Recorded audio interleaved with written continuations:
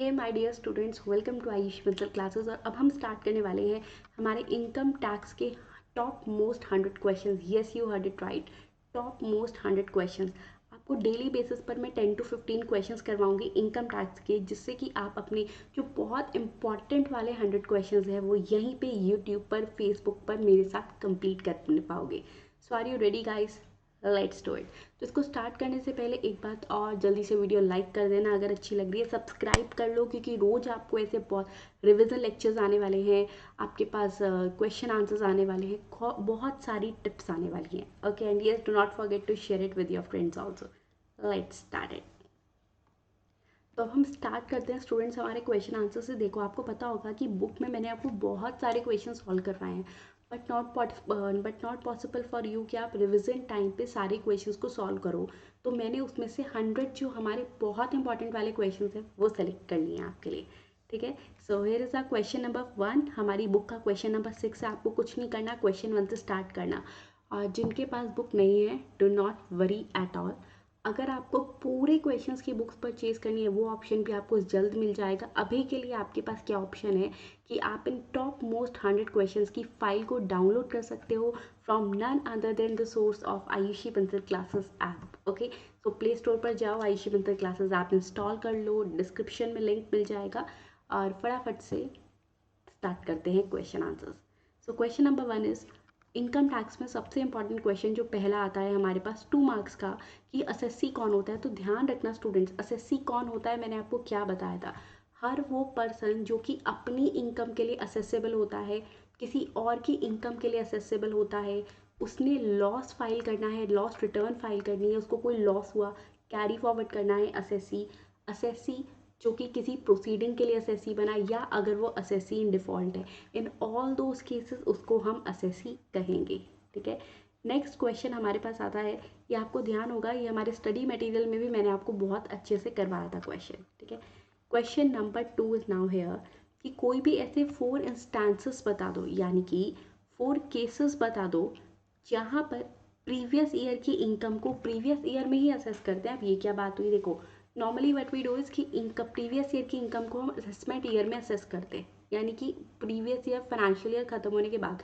उसने कहा कोई भी 4 केसेस बता दो जहाँ पर तभी की तभी असेसमेंट करनी होगी। कौन से 4 केसेस थे, जल्दी से मुझे याद करवाओ, जल्दी बोलो। पहला केस हमने पढ़ा था स्टूडेंट्स, जहाँ पर अगर शिप ऐसी है जो कि बिलोंग करती है किसी, या फिर belonging to a chartered by a non resident India में आया था, उसने कोई शिप चार्टर करी, उसके बाद अब वो क्या कर रहा है, उससे अपना बिजनेस कर रहा है, पैसेंजर्स कैरी करता है, उसमें लाइफ स्टॉक, मेल, गुड्स कुछ भी करता है, लेकर उसका काम क्या है कि अब वो बाहर जा रहा है, तो इंडिया से बाहर उस शिप को हम तभी जाने देंगे, we will allowed to leave it from the Indian port only, जब हम कहेंगे भाई हमारा जितना भी टैक्स होता है आप पे कर जाओ, क्योंकि हमें विश्वास नहीं कल का आओगे या नहीं। या फिर वो ऐसा सेटिस्फैक्ट्री अरेंजमेंट कर दे कि हाँ, उसके पीछे से टैक्स पूरा इंडियन डिपार्टमेंट को, इंडियन इनकम टैक्स डिपार्टमेंट को मिल जाएगा। अच्छा, कितनी इनकम माननी होती थी उसको, जितना भी उसने फेयर कलेक्ट किया है उसका 7.5%। ध्यान आ गया? यस। सेकेंड केस आता है स्टूडेंट्स हमारे पास, जब असेसिंग ऑफिसर को लगता है भाई ये जो इंडिविजुअल है ये इंडिया छोड़कर जा रहा है और इसकी इंटेंशन इंडिया में वापस आने की नहीं है, at least at this short expiry period. तो उसको कहा गया कि भाई फिर आप इंडिया से बाहर जाने से पहले हमारा टैक्स हमें दे जाना। थर्ड हमने पढ़ा था अबाउट द एओपी और बीओआई।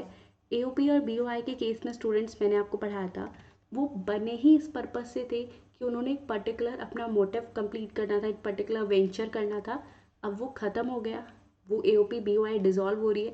तो भाई डिज़ोल्व होने से पहले असेसमेंट ईयर, अभी चाहे हुआ नहीं हुआ, हमारी प्रीवियस ईयर जब स्टार्ट हुआ था टिल द डेट ऑफ डिज़ोल्यूशन, जितना टैक्स बनता है, जितनी असेसमेंट है, उस असेसमेंट को करके जाना। ठीक है, तो टैक्स वहीं असेसेबल हो जाएगा। और क्या पढ़ा था हमने, फिर हमने पढ़ा था स्टूडेंट, जहाँ पर असेसिंग ऑफिसर को लगता है कि ये जो पर्सन है ये अपनी किसी प्रॉपर्टी को, अपनी किसी असेट को ट्रांसफ़र कर रहा है किसी और के नाम पर just to avoid the tax. अगर ऐसा है तो फिर उसको वहीं तक, उसी डेट तक का टैक्स जो है उसी साल पे भरना होगा। ये तो थे 4 केसेस। उसने लिखा स्टेट एनी 4 इंस्टांसेस। मैं एक और आपको बता रही हूँ जिससे कि भाई 4-5 में से कोई भी 4 माइंड में रहने चाहिए। बिजनेस और प्रोफेशन डिसकंटिन्यू कर रहा है वो, और उसके केस में स्टूडेंट्स अगर जो हमारा असेसिंग ऑफिसर है उसको लग रहा है कि भाई नहीं, ये डिसकंटिन्यू कर रहा है, अब ये डिसीजन है असेसिंग ऑफिसर का, उसको लगा कि ABC का जो बिजनेस है वो इसी साल में प्रीवियस ईयर में ही टैक्स लग जाना चाहिए, तो वो ऐसा कर सकता है। क्लियर? चलिए नेक्स्ट क्वेश्चन करते हैं, क्वेश्चन नंबर 3। मिस्टर शर्मा जिसकी कि 62 ईयर्स की एज है। अब it might be coming into your mind, ma'am आज वाले जो सिलेबस में हम आज वाले क्वेश्चंस में हम कौन से 2 चैप्टर्स कवर कर रहे हैं? तो chapter number 1 that is basic concepts as well as chapter number 2 residential status and scope of total income. Okay let's start it. Mister Sharma जिसकी कि 62 ईयर्स है, 60 ईयर्स अटेन है, यानी भाई सीनियर सिटीजन है, माइंड में रखेंगे। इंडियन रेजिडेंट है, उसकी टोटल इनकम है 2 करोड़ 30 लाख। ओके उसमें लॉन्ग टर्म कैपिटल गेन है जो कि सेक्शन 112 में टैक्सेबल है। आप देखो अगर ये 112A में होता तो 1 लाख तक एग्जाम होता, ये कोई इक्विटी ओरिएंटेड यूनिट्स वाला केस होता, ध्यान आ गया? फिर वो 10% वाला वो सब चेक होता। दिस इज 112 यानी सिंपल सा 52 लाख पे 20% का टैक्स लगेगा। Short term capital gain taxable under section 111A। अब 111A है तो कितना परसेंट टैक्स है? 15%। ठीक है, और अदर इनकम है 1 करोड़ 14 लाख। ओके हमें निकालनी है उसकी tax liability. First of all what we have to check is, एक बार हमेशा जरूर चेक करेंगे, चाहे पेपर में दे दिया भी क्योंकि मार्क्स हमें मिलने हैं, कि ये टोटल 2 करोड़ 30 लाख आ रहा है ना, कोई हिडन इनकम तो नहीं है। Let's check it. 1 crore 14 lakh plus 52 lakh का उसका क्या है? LTCG है, और 64 लाख उसके पास STCG है, तो ये इट्स 2 करोड़ 30 लाख। अब निकालेंगे इस पर हमें क्या पूछा उसने, उसकी टैक्स लाइबिलिटी बतानी है, तो करें कंप्यूट, आ जाइए स्टूडेंट। कैसे लिखेंगे हम? सबसे ऊपर computation of tax liability of mister Sharma for the assessment year 23-24। मैंने क्या बोला था, पेपर में जो वो पूछ रहा है उसने ये नहीं कहा प्रीवियस ईयर 22-23 का टैक्स बता दो, नहीं, उसने असेसमेंट ईयर का पूछा तो हम असेसमेंट ईयर बताएंगे। Both are the same thing, लेकिन जो लैंग्वेज वो यूज़ कर रहा है वही हम लैंग्वेज में आंसर देंगे। ओके आ जाइए स्टूडेंट्स। तो सबसे पहले कितनी है टोटल इनकम? 2 करोड़ 30 लाख। अब मैंने आपको क्या सिखाया था कि सबसे पहले टैक्स लगा दो LTCG और STCG पे। अब मैम बेसिक एग्जाम्पशन लिमिट अगर कुछ अनएग्जॉस्टेड हो स्टूडेंट्स, उसकी तो इनकम ही 2 करोड़ 30 लाख है, तो यानी पूरी बेसिक एग्जाम्पशन जा चुकी है। ठीक है, तो LTCG पर टैक्स लगा दो 52 लाख का 20%, कितना आ गया? 10,40,000। 64 लाख का 15%, द रीज़न है सेक्शन 111A। अगर ये नॉर्मल STCG होता तो नॉर्मल स्लैब रेट पे जाता। ठीक है, 9,60,000। ओके बैलेंस इनकम कितनी बची है? 1 करोड़ 14 लाख, इस पर टैक्स लगाओ। उसने क्लियरली बोल दिया कि अज्यूम कर लो मिस्टर शर्मा ने सेक्शन 115 BAC के प्रोविजंस को ऑप्ट नहीं करा, मतलब न्यू टैक्स रिजाइम में वो नहीं है, उसको ओल्ड टैक्स रेट्स यहाँ पे लगने हैं। ओल्ड टैक्स रेट्स क्या थे स्टूडेंट सीनियर सिटीजन के लिए? कोई बताएगा मुझे? Yes very good, up to 3 lakh nil, 3 lakh to 5 lakh 5%, तो 3 लाख से लेके 5 लाख कितना हो गया? 2 लाख, 2 लाख पे 5% 10,000, देन 5 लाख टू 10 लाख 20% लगा दिया 1 लाख, देन 10 लाख से ऊपर जितना भी है, 10 लाख से ऊपर 1 करोड़ 14 लाख, टोटल पर जितना भी अब आ रहा है उस पर 30% विच कम्स टू 31 लाख 20,000। ठीक है, मतलब स्टूडेंट्स कितना हो गया ये? It is approximately 1 crore 4 lakh rupees. देखिए 1 करोड़ 4 लाख। अब मैम ये 1 करोड़ 4 लाख कैसे आए ये भी समझ लो। 1,14,000 में से उसने कहा भाई 10 लाख तक पर तो ऑलरेडी टैक्स लग गया, तो बैलेंस कितना बचा? 1 करोड़ 14 लाख। अगर फिर भी कंफ्यूज हो तो क्या करो, इसको माइनस कर लो इसमें से। ठीक है, तो आ गया ना भाई 10 लाख चला गया, बाकी पे टैक्स लगाओ, ये आ गया 52,30,000। अब बच्चे गलती ये करते हैं, इस पर हेल्थ एंड एजुकेशन सेस लगाते हैं। एक बात बताओ, मैंने आपको एक पॉइंट पढ़ाया था सरचार्ज का, क्या था? उसकी इनकम 50 लाख से ऊपर है तो सरचार्ज लगना स्टार्ट हो जाएगा, और ये इनकम तो 2 करोड़ 30 लाख है, यानी कि 2 करोड़ से भी ऊपर है, तो कितना रेट जाता है? 2 करोड़ से ऊपर कितना रेट था स्टूडेंट्स? 15%। वेरी गुड, तो लगाइए यहाँ पे सरचार्ज 15%, दैट इज 7,84,500। 52 लाख 30,000 का 15%, क्लियर? ये आ गया 60 लाख 14,500। अब इस पर लगेगा 4% का health and education cess, so our total tax liability comes to 62 lakh 55,080 rupees. I hope ये क्वेश्चन भी हो गया। Very good. अब नेक्स्ट क्वेश्चन हमारे पास स्टार्ट होता है क्वेश्चन नंबर 4। अच्छा, एक बात और स्टूडेंट्स, सरचार्ज आई होप सबको ध्यान आ गया होगा कि 15% कैसे आया था। मैंने बताया था कि आपको कैटेगरी चेक करनी है कि वो कौन सी कैटेगरी में फॉल कर रहा है। फिर हमने बात करी थी कि उसका डिविडेंड वगैरह सब निकाल कर देखो कि एक्सक्लूडिंग डिविडेंड क्या रेट आता है, इंक्लूडिंग क्या आता है, ठीक है ना। फिर भी किसी को सरचार्ज वाले पॉइंट्स में डिफिकल्टी है, so do not worry at all. हमारी इसके बाद आपको एक नेक्स्ट वीडियो मिलेगी जिसमें कि मैं ये पूरा सरचार्ज का टॉपिक भी आपको एक्सप्लेन कर दूंगी, तो जिसको डाउट्स हो एक बार वहाँ से देख लेना। अभी क्वेश्चन करते हैं। Question number 4 is here, compute the tax liability of mister D जिसकी एज है 37, having total income of 5 crore 1 lakh. अब पता है क्या होता है, जब ये 5 करोड़ 1 लाख 2 करोड़ 1 लाख माइंड में आता है ना कहीं समझ आ जाता है, क्वेश्चन में मार्जिनल रिलीफ का पॉइंट आएगा, ठीक है। सो 5 crore for 1 lakh, 5 crore 1 lakh for the assessment year 23-24। Assume करो कि टोटल इनकम में सिर्फ salary income, income from house property और इंटरेस्ट ऑन एफडी है। अज्यूम कि मिस्टर डी ने सेक्शन 115 BAC यानी कि न्यू स्कीम को ऑप्ट नहीं करा। निकालिए कंप्यूटेशन ऑफ टैक्स लायबिलिटी। अब स्टूडेंट्स ऐसे क्वेश्चन में क्या है, अगर इनकम 5 करोड़ 1 लाख आ रही है तो नाउ वी नो कि उसका सरचार्ज का रेट चेंज हो गया क्योंकि 5 करोड़ से ऊपर इनकम चली गई। तो क्या करते हैं हम, एक बार इस अकॉर्डिंग क्वेश्चन निकालेंगे, फिर 5 करोड़ के अकॉर्डिंग निकालेंगे कि भाई अगर ऐसा होता तो दोनों में अगर जो टैक्स का डिफरेंस आ रहा है if it is more than ₹1 lakh तो फिर हम कम वाला टैक्स पे करते हैं। याद आ गया, मतलब सिंपल भाषा में बोलूँ, सिंपल लैंग्वेज में, तो 1 लाख रुपए की इनकम की वजह से टैक्स लायबिलिटी 1 लाख से ज़्यादा इंक्रीज नहीं होनी चाहिए। मतलब तो यही बात हुई ना कि जितने की इनकम है उससे ज़्यादा का टैक्स दे रहे हो, ऐसा थोड़ी ना होगा। आओ स्टूडेंट, क्या लिखेंगे सबसे ऊपर, परफॉर्मा हमारा computation of tax liability of mister D for assessment year. Next, पहले 5 करोड़ 1 लाख रुपीज़ के ऊपर टैक्स निकालते हैं। अब हमें पता है ओल्ड टैक्स रिजाइम है, तो एज 37 ईयर्स यानी normal citizen not senior citizen, तो 2,50,000 तक nil, 2,50,000 to 5 lakh rupees 5%, it is 12,500। In fact इसको करना क्या, पेपर में जब लिखोगे तो इसको 2,50,000 1 करके लिखना, ठीक है। यहाँ 50,000 लिखा हुआ है, इट्स अ प्रिंटिंग एरर, 1 कर लेना। फिर 5 लाख 1 से लेकर 10 लाख तक पे 20% दैट इज़ 1 लाख रुपीज़।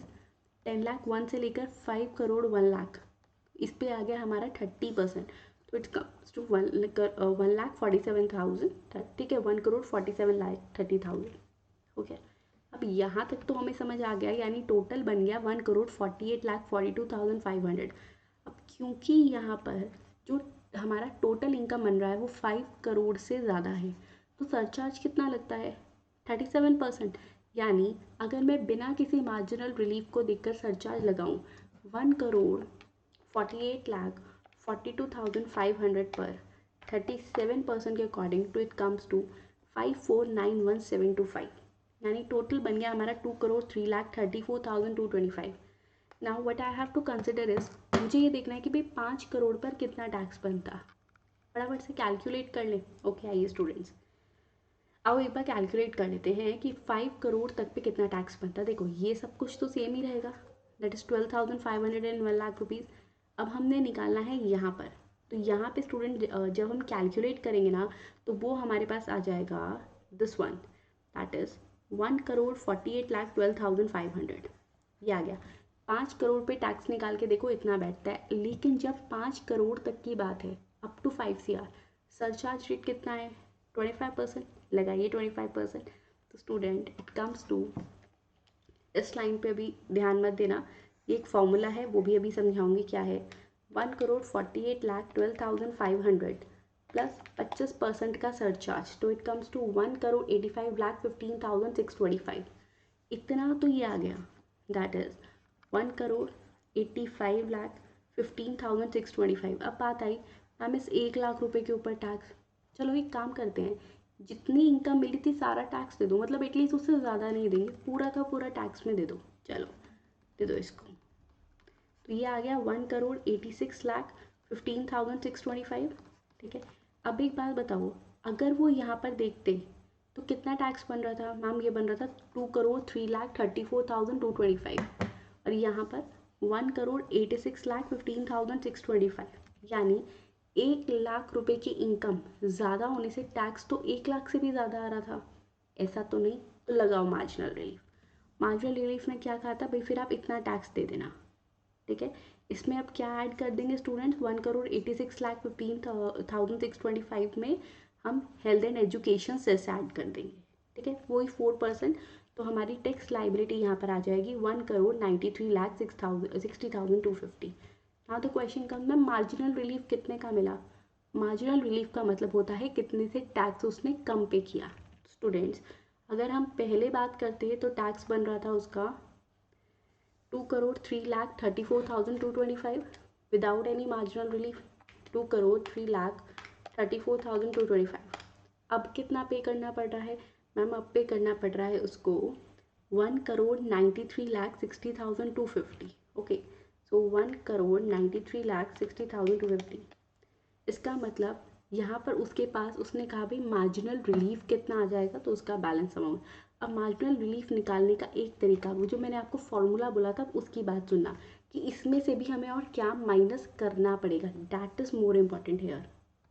तो अब बात आती है इसमें से भी और क्या माइनस होगा। देखो स्टूडेंट यहाँ पर अबव पॉइंट पे health and education cess add नहीं हुआ था, दूसरे में ये 1,93,00,000 वाली जो फिगर आ रही है it is including the health and education cess, तो वो माइनस करेंगे, मतलब बिना हेल्थ एंड एजुकेशन सेस के देखेंगे कितना उसको मार्जिनल रिलीफ यानी कितना फ़ायदा हो गया।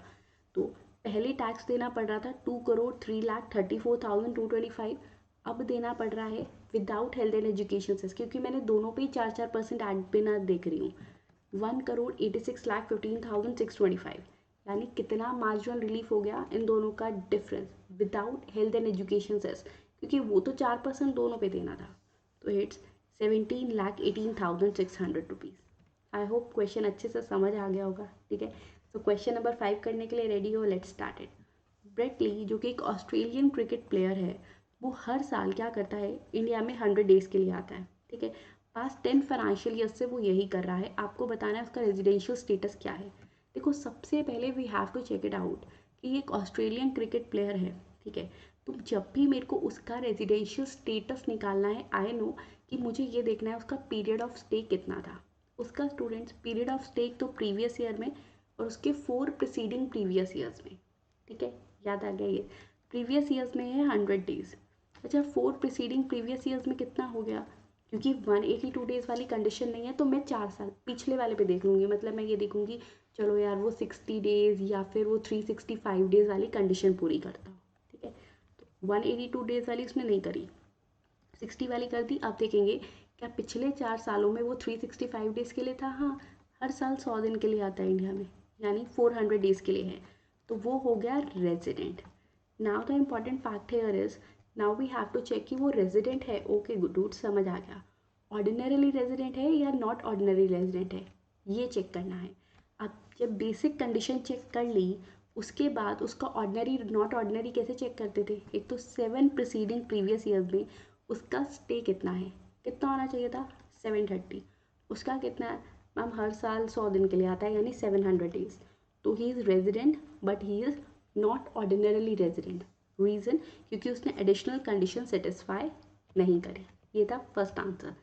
अच्छा अब अगर आपको लग रहा है मैम ये हमने क्वेश्चन स्टडी मटेरियल में किया था, हो सकता है किया हो, लेकिन इसमें से मैंने लिखा भी एसएम क्वेश्चन है, लेकिन बहुत सारे question you are going to get it जो आपने स्टडी मैथ में किए होंगे लेकिन उसकी क्लैरिटी नहीं मिली होगी। तो ध्यान से मेरी बात सुनो। देखो 100 क्वेश्चंस कर लिए ना तो आप अपने इनकम टैक्स के एग्ज़ाम को बहुत अच्छे से अटेम्प्ट ज़रूर कर पाओगे, ठीक है। नेक्स्ट अब बात आती है, अच्छा अब आप सोचेंगे मैम 100 क्वेश्चंस करेंगे कैसे। कुछ नहीं स्टूडेंट, आज की क्लास में मैं आपको 15 क्वेश्चंस करवाने वाली हूँ। आफ्टर दैट अप्रॉक्सीमेटली 10 क्वेश्चंस करके आएंगे, तो यानी आप 10 to 11 डेज़ में आपके 100 क्वेश्चंस कवर कर पाओगे।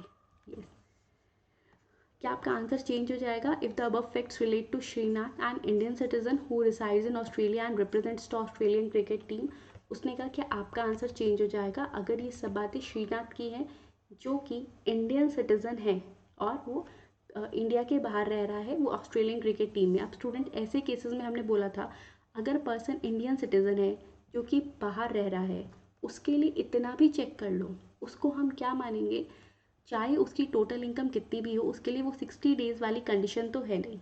मैम फिर क्या है, उसके लिए we have to check it out कि चलो भाई 182 डेज़ वो नहीं था तो एटलीस्ट वो 120 डेज़ था या नहीं था। अब क्योंकि स्टूडेंट्स देखो वो 120 डेज से भी कम इंडिया में था तो इन दैट केस हम उसको क्या बोलेंगे, क्योंकि वो तो सिर्फ 100 डेज़ के लिए था, कि ये पर्सन हमारा रेजिडेंट नहीं है, वो NRI है। याद आ गई सारी cases? Yes. Now why they have return it like irrespective of is total income, क्योंकि यार अगर 120 दिन होता तो टोटल इनकम चेक करते, अब तो कुछ चेक ही नहीं करेंगे।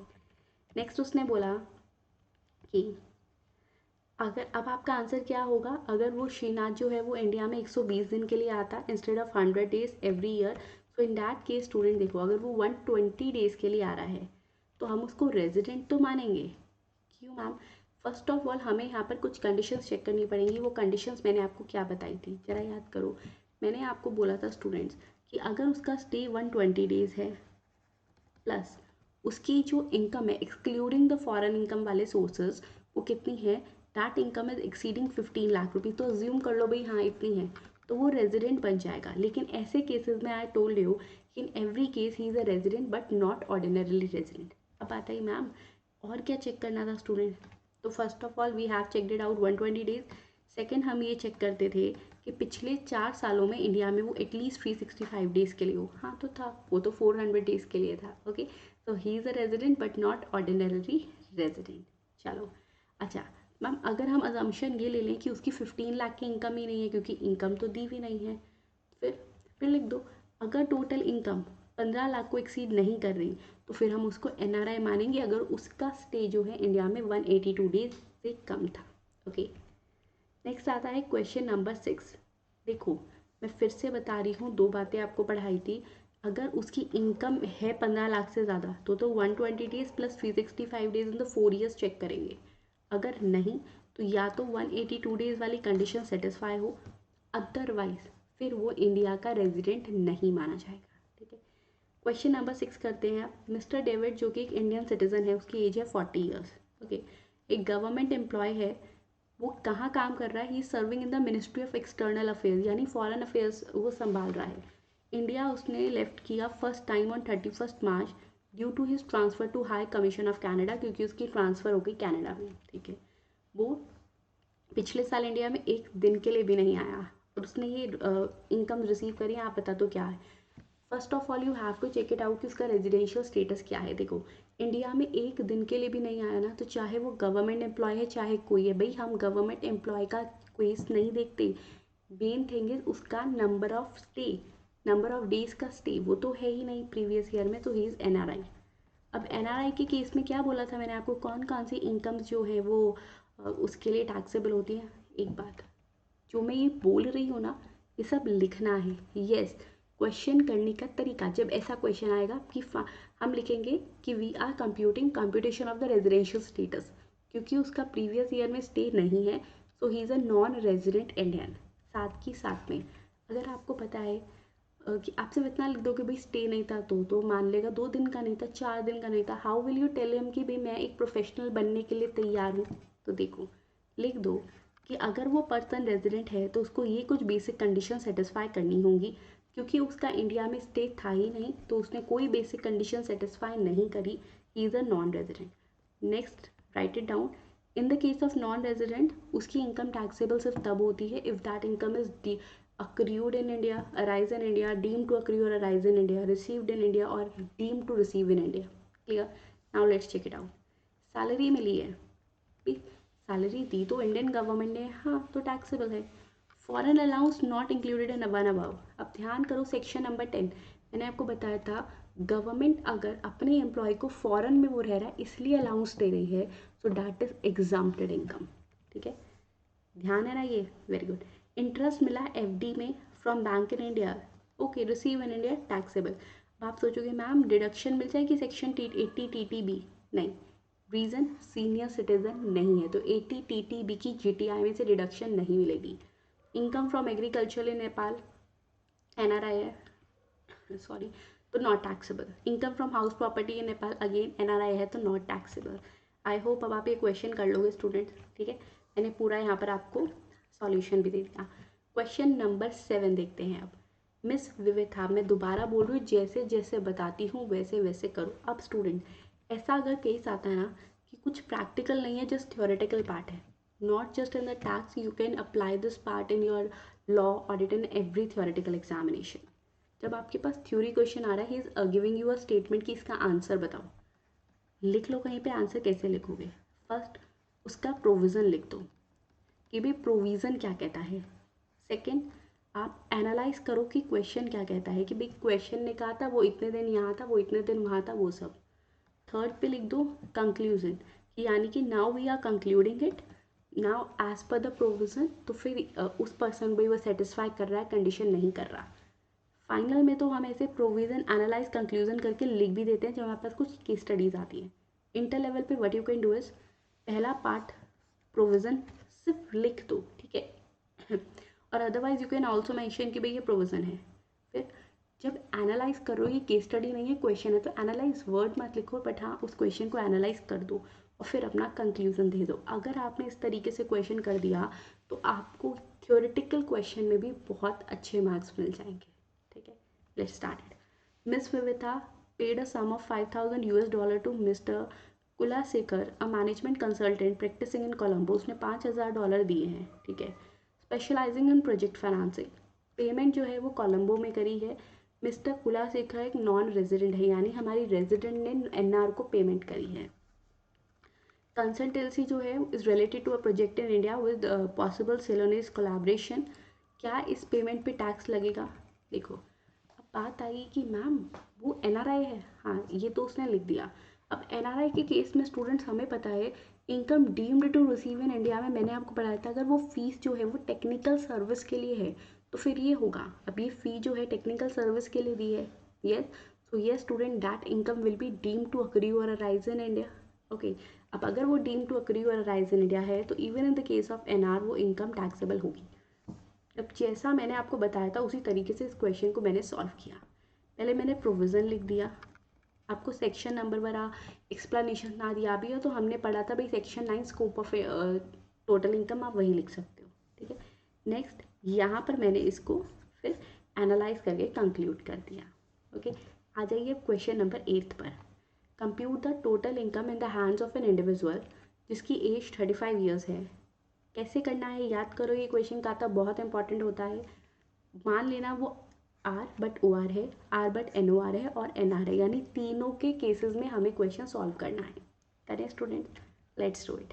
पहला तो यहाँ पे बोला, इसको मैं आपको फॉर्मेट दिखा देती हूँ, उसके बाद में आपको क्वेश्चन यहाँ पे करके दिखा रही हूँ। देखो पहला केस उसने बोला इंटरेस्ट मिल रहा है यूके डेवलपमेंट बॉन्ड्स पर। ओके, यूके के बॉन्ड्स हैं, 50% of interest is received in India. अब student resident and ordinarily resident के केस में तो भाई कोई सी इनकम हो वो टैक्स लगा देते हैं, ठीक है। 10,000 की इंडिया की इतनी सारी फैसिलिटीज यूज़ करी, याद आ गई memory technique.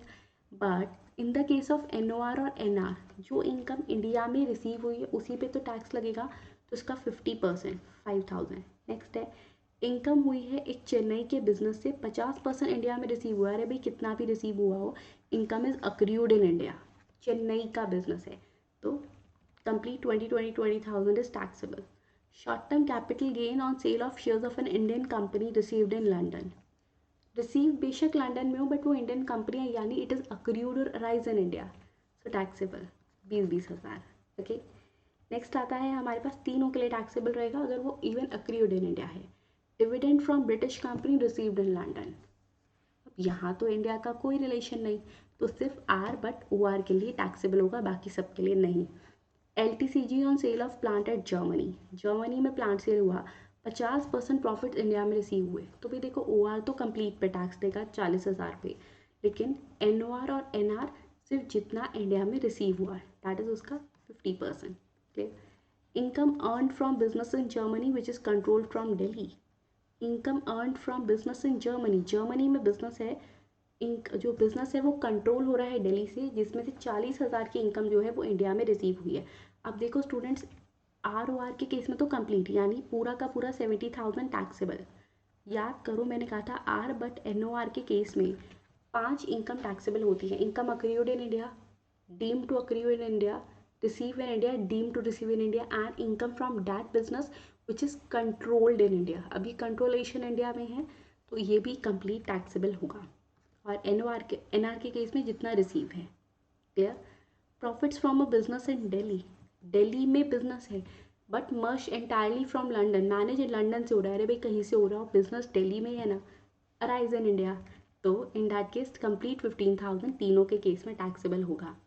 Income from house property in London deposited in a bank in London later on remitted to India. अब रेमिटेड का मतलब रिसीव नहीं होता दोस्तों, रेमिटेड मतलब होता है ट्रांसफ़र, यानी उसने क्या किया, उसकी एक प्रॉपर्टी है हाउस प्रॉपर्टी लंदन में, वहाँ पर उसको इनकम हुई, उसने वो पैसा वहीं पे डिपॉजिट किया, बाद में इंडिया लेकर आया, तो सिर्फ और सिर्फ ओआर के लिए टैक्सेबल होगा.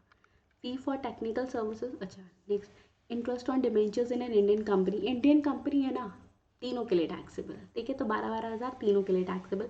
रिसीव कहीं भी हो, है हमारी इंडियन कंपनी, तो accrue in India. Fee for technical services rendered in India, rendered in India यानी इनकम अक्रू और अराइज इन इंडिया, तीनों के लिए टैक्सेबल.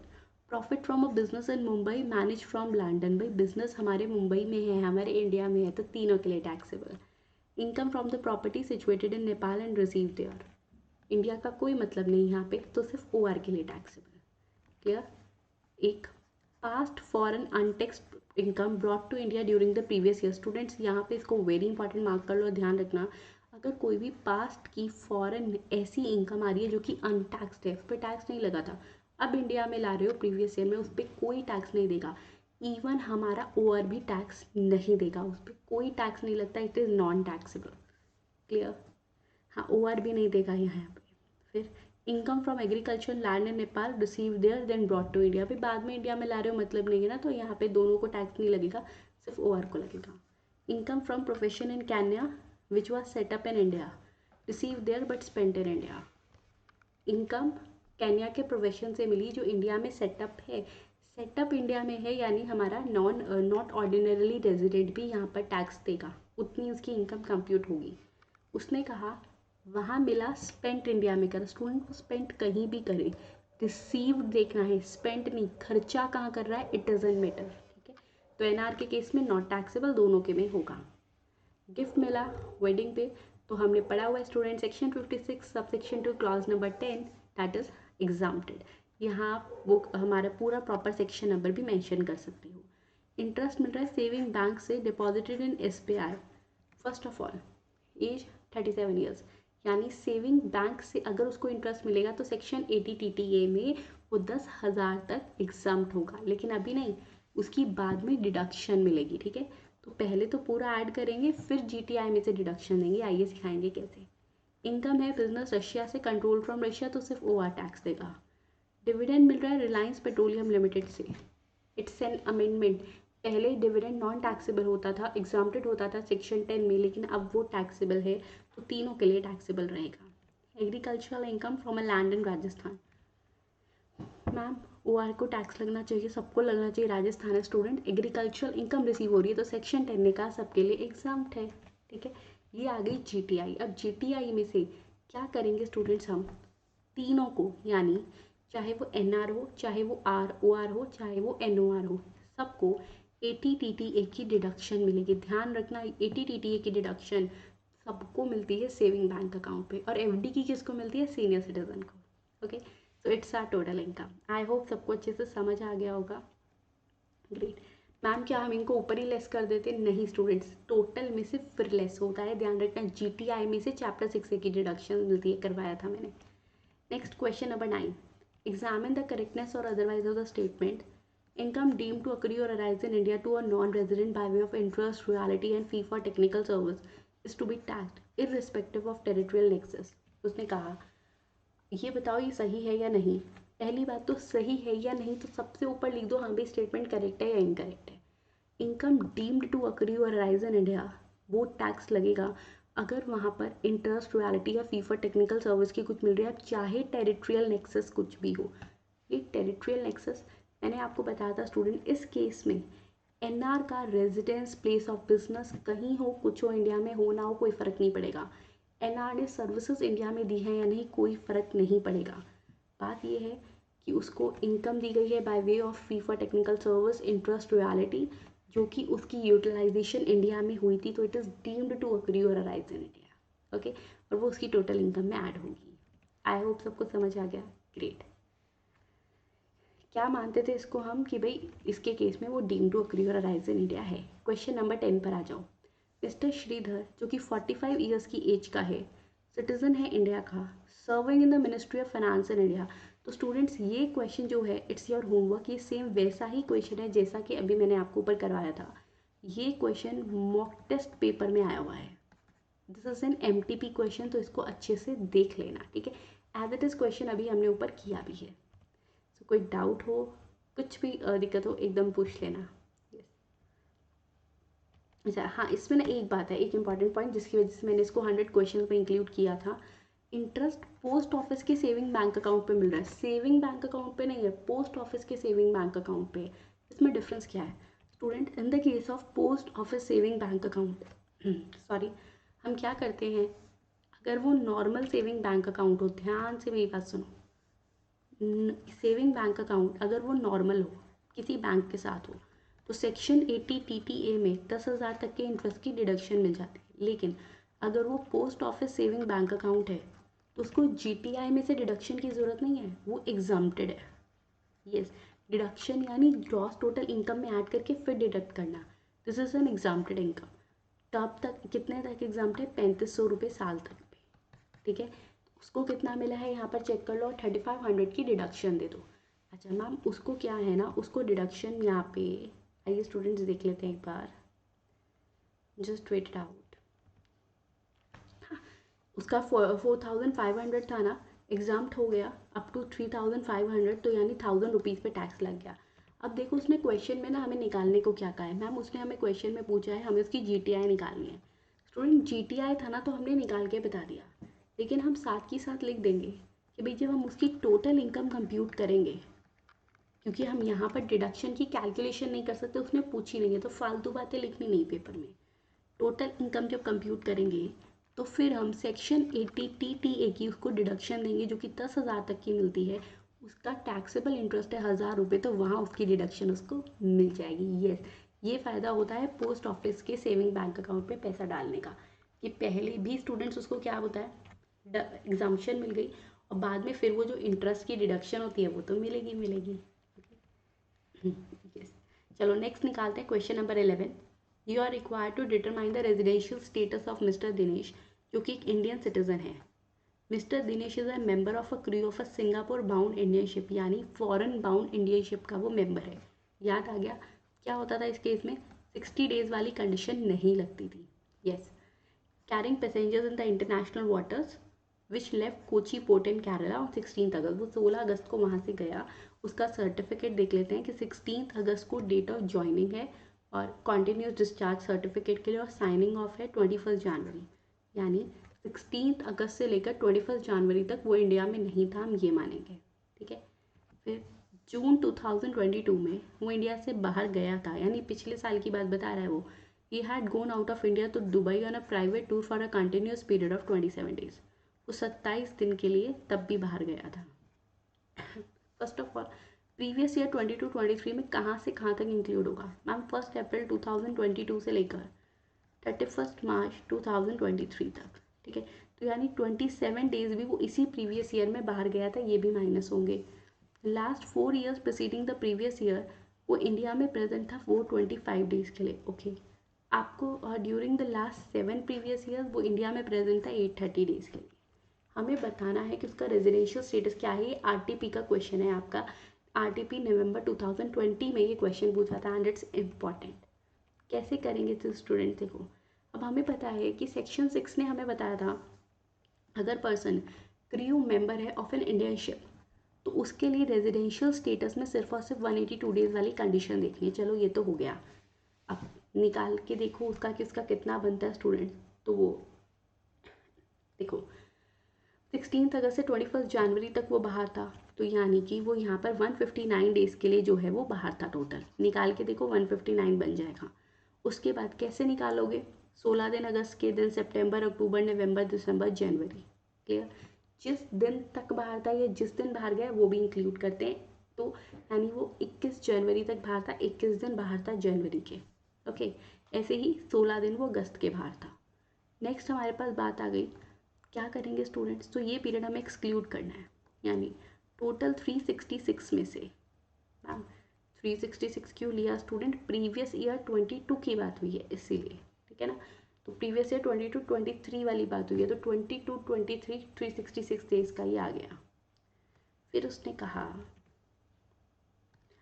एंड ये students one more important thing, ये जो क्वेश्चन में इसने 366 यहाँ पे लिखा हुआ था, ठीक है, मैं करेक्शन कर रही हूँ, 366 क्या है, ये आरटीपी नवंबर 20 का क्वेश्चन था, तो वो 2020 में, वो 2020 में तो लीप ईयर था, तो उस अकॉर्डिंग क्वेश्चन सॉल्व था।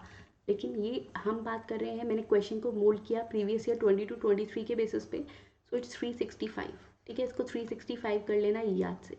चलो 365 में से 159 डेज वो बाहर था, 27 डेज वो टूर पे चला गया, तो यानी बैलेंस कितने दिन वो इंडिया में था, 365 में से 159 डेज बाहर था और 27 डेज बाहर, यानी वो 170 डेज इंडिया में था, 179 डेज इंडिया में था, ठीक है, 180 नहीं 179। ये आरटीपी नवंबर 20 का क्वेश्चन है, 2020 वाज अ लीप ईयर, तो उस बेसिस पे सॉल्व था। इसको करेक्ट करो, जो कि 182 डेज से कम है, तो यानी मिस्टर दिनेश जो है वो नॉन रेजिडेंट होगा इंडिया में। अब वो क्योंकि नॉन रेजिडेंट है स्टूडेंट, तो इसलिए हमने क्या कहा कि वो पिछले कितने सालों में कैसे रह रहा था, दैट इज़ इररेलेवेंट, क्योंकि भाई एनआर है तो एडिशनल कंडीशंस चेक ही नहीं होंगी। ओके, नेक्स्ट आता है क्वेश्चन नंबर 12। मिस्टर ध्रुव जो कि इंडियन ऑरिजिन का पर्सन है और वो सिटीज़न है कंट्री एक्स का, हमारे लिए सिर्फ इतना बहुत है कि वो इंडियन ऑरिजिन का पर्सन है, ठीक है। उसकी मैरिज हुई मिस दीपा से जो कि इंडियन सिटीज़न है, कंट्री एक्स में अब रिसाइड कर रही है। 4 फरवरी 2022 को वो इंडिया में पहली बार आया, तब आया 20 फरवरी 2022 में वो इंडिया में पहली बार आया। फिर उसने कंट्री एक्स के लिए चला गया 12 अगस्त 2022 को, ओके। फिर दोबारा से इंडिया में आया 20 जनवरी 2023 को, यानी स्टूडेंट्स देखो हमारे पास प्रीवियस ईयर 22-23 स्टार्ट कब से हो रहा है, 1 अप्रैल 2022 से, और एंड 31 मार्च 2023 थे। तो अब जब इसके बीच में वो जब भी इंडिया से बाहर गया इंडिया में आया, that will be relevant part for us, ठीक है। तो वो कब आया, 20 फरवरी 2022, पिछले साल की बात है, छोड़ो। फिर सबसे पहले वो इंडिया से गया 12 अगस्त 2022 को, यानी स्टूडेंट वो 12 अगस्त तक इंडिया में था। 1 अप्रैल 2022 से लेकर वो 12 अगस्त को चला गया, यानी 11 अगस्त तक वो इंडिया में था, ठीक है। फिर क्या किया, दोबारा से इंडिया में आया 20 जनवरी को अपनी वाइफ के साथ, अपने इन लॉज के यहाँ पे रहने के लिए 30 डेज़ की, ठीक है। दोबारा से वो 30 दिन के लिए इंडिया में आया और उसके बाद वो 18 फरवरी को अपनी कंट्री के लिए चला गया।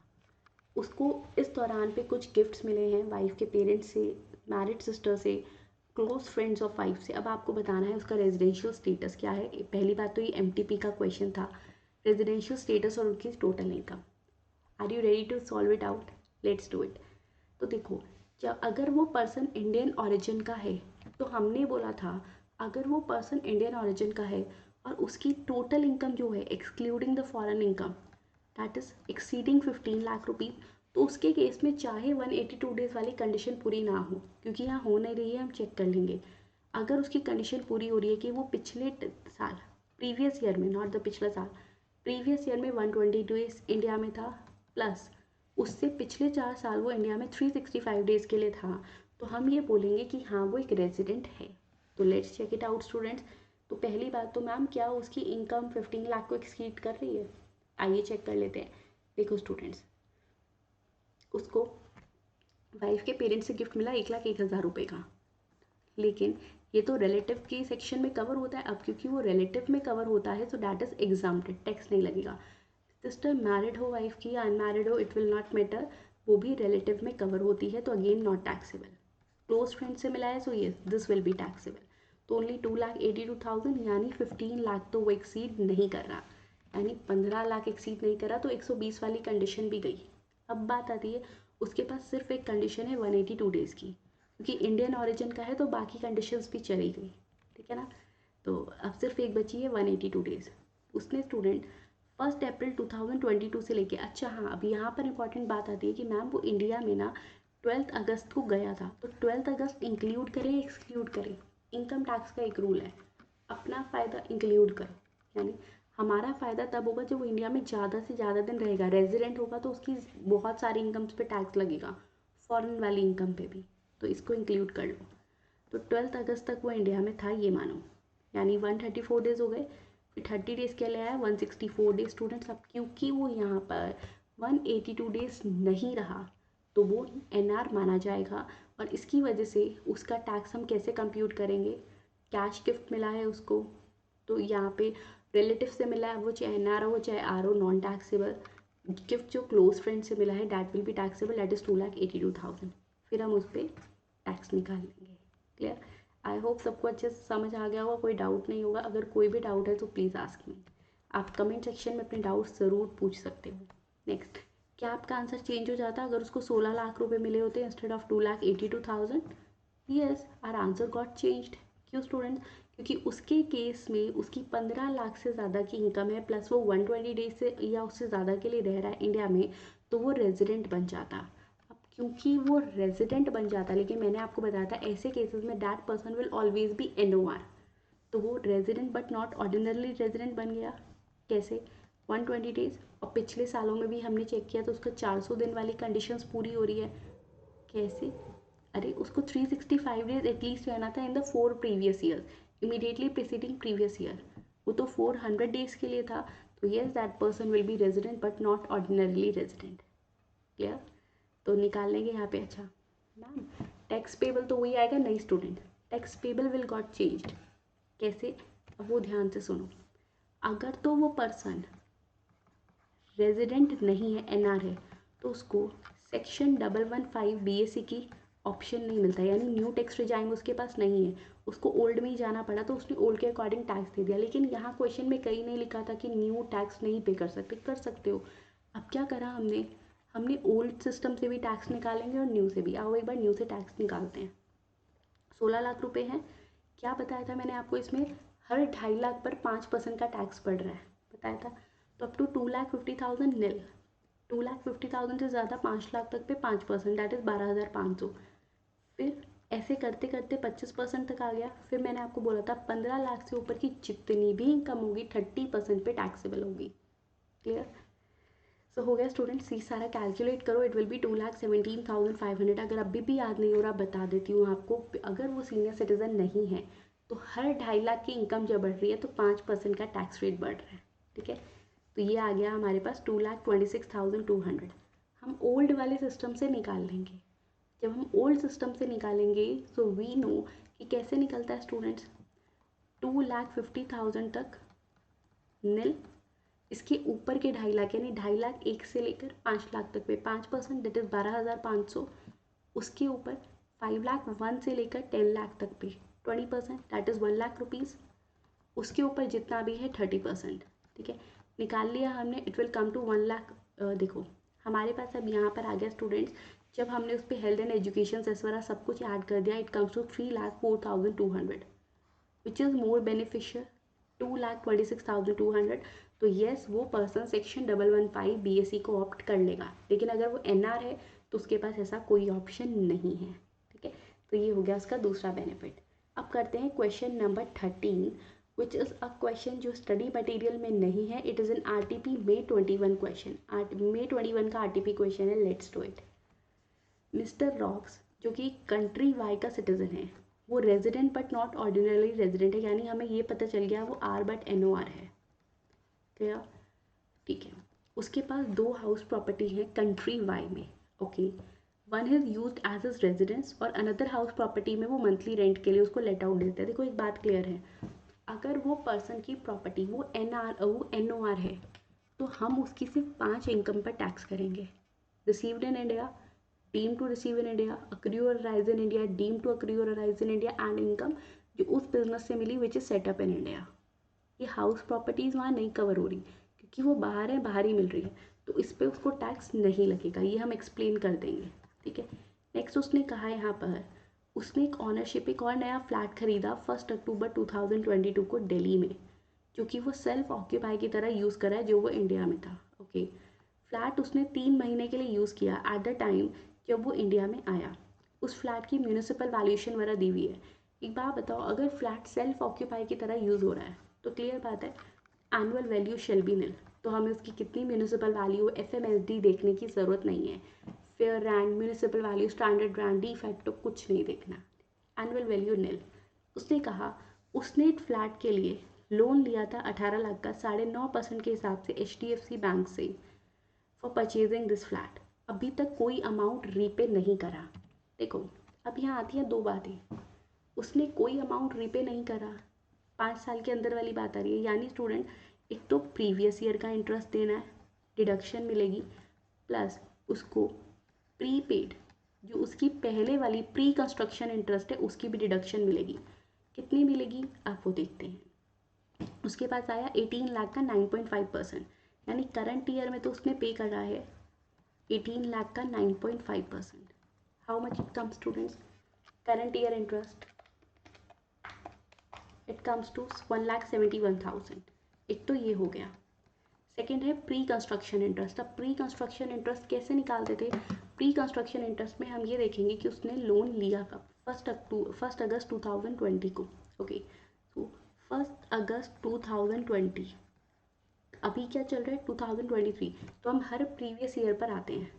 1 अगस्त 2020 से लेकर 31 मार्च 21, देन 1 अप्रैल 21 से लेकर 31 मार्च 22, 1 अप्रैल 22 से लेकर 31 मार्च 23, ये हो गया हमारी आज की बात।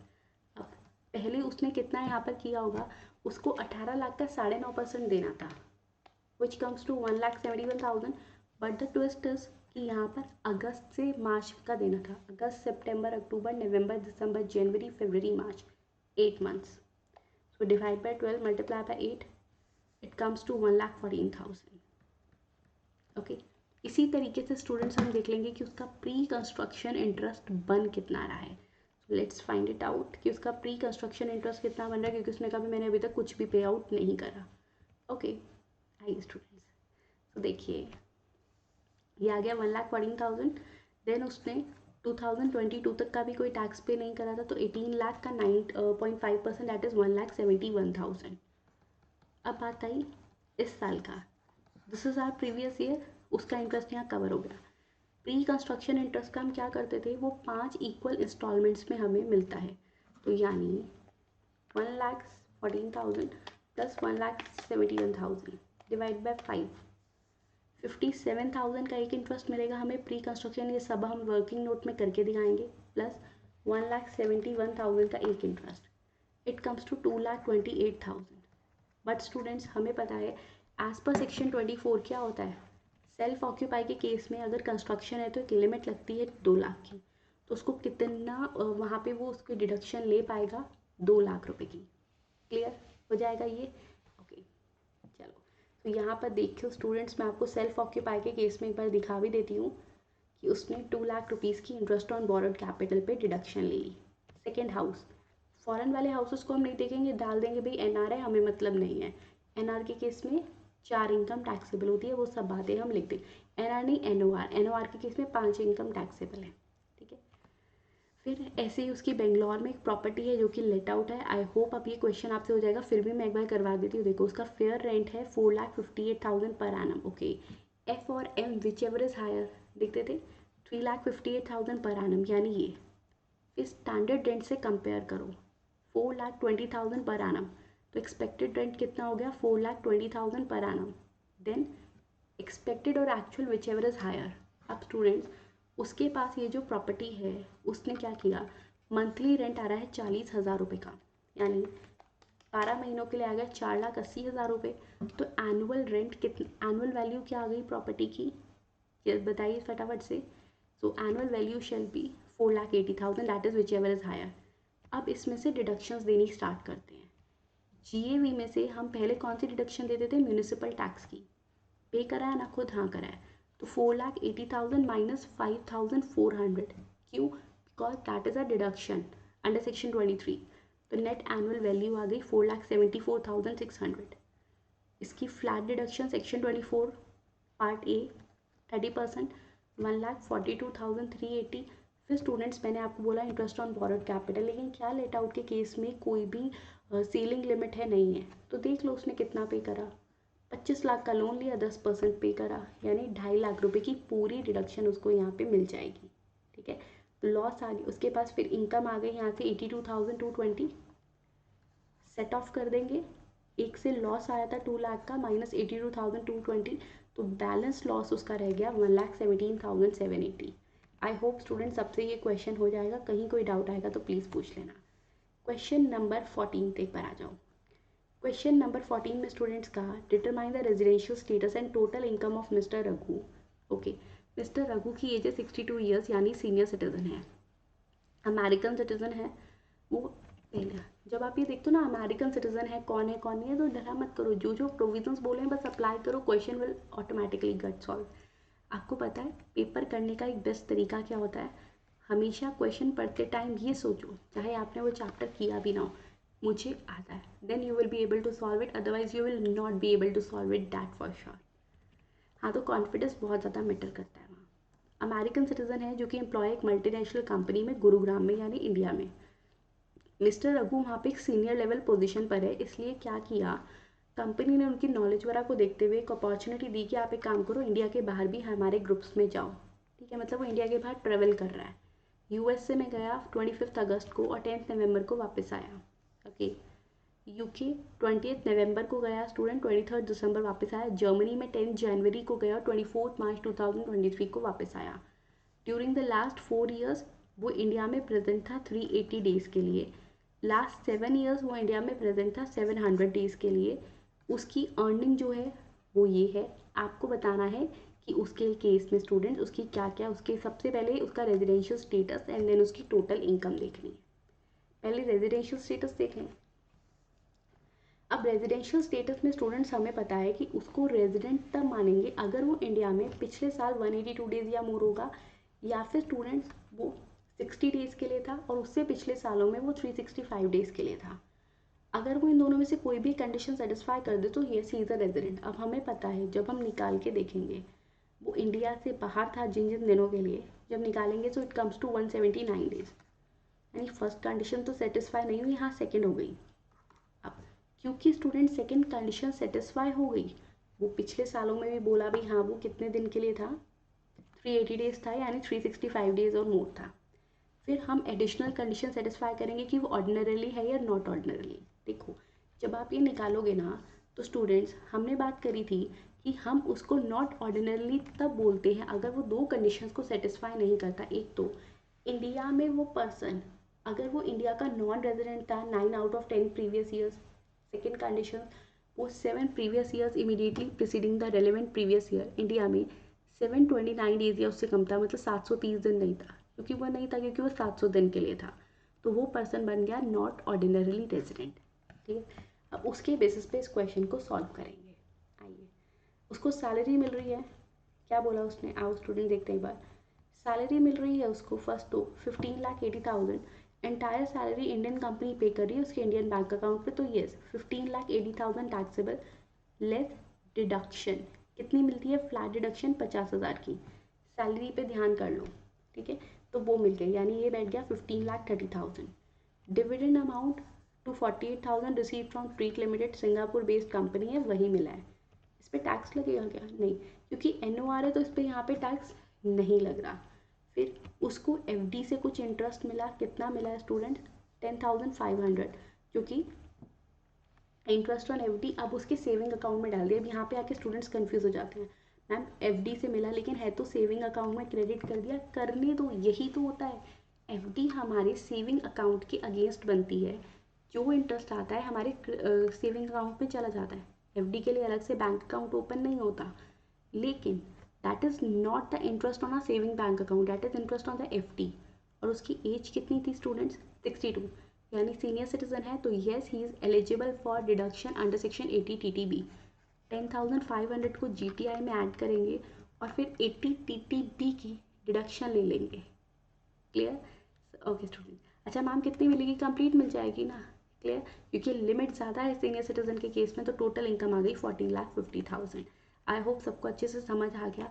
अब स्टूडेंट जिस तरीके से अभी मैंने आपको एक क्वेश्चन करवाया था कि एक पर्सन है अमेरिकन नेशनल है, इंडिया में मैरिज हुई, इंडियन टाइम्स पे आया, उसका सेम क्वेश्चन MTP का एक और आया हुआ है, वही सेम है, बस थोड़ी सी फिगर्स चेंज है। तो अभी आपका टेस्ट है, फटाफट से इसको करके देखो, कहीं कोई डाउट है तो मेरे से पूछ लो। उसके बाद स्टूडेंट आज की क्लास में हमने 15 क्वेश्चंस कवर आउट कर लिए हैं। आई होप सबको बहुत अच्छे से समझ आ गए होंगे। कहीं डाउट्स है, कहीं क्वेरीज हैं तो प्लीज़ आप मैसेज करके पूछ सकते हो। उसके बाद नेक्स्ट क्लास में मैं आपको कराऊंगी 10 क्वेश्चंस। मतलब इसी तरीके से स्टूडेंट्स पूरा इनकम टैक्स आपका जितने भी बहुत इंपॉर्टेंट क्वेश्चंस है वो हम 100 क्वेश्चंस कवर कर लेंगे। Even I will suggest you one thing, what is that. अगर आप इन क्वेश्चंस को देख रहे हो आपके मई 23 एग्जामिनेशंस के लिए या फिर जून एग्जामिनेशन या जुलाई, अब तो CMA की जुलाई में है, तो so CA CS as well as CM students and all the other professional students, आप इन क्वेश्चन को इजीली कंप्लीट आउट कर सकते हो। CA स्टूडेंट्स आपके एग्ज़ाम्स अभी आने वाले हैं, बट मुझे एक बात पता है, देखो अब आप सोच रहे होंगे मैम अब क्या, अब तो अकाउंट्स का पेपर आने वाला है, अब कैसे करें। तो काफ़ी स्टूडेंट्स के ना डाउट्स आ रहे थे कि मैम अकाउंट्स का पेपर आने वाला है लेकिन अभी भी हमारी टैक्स की प्रिपरेशन उस लेवल पे नहीं है।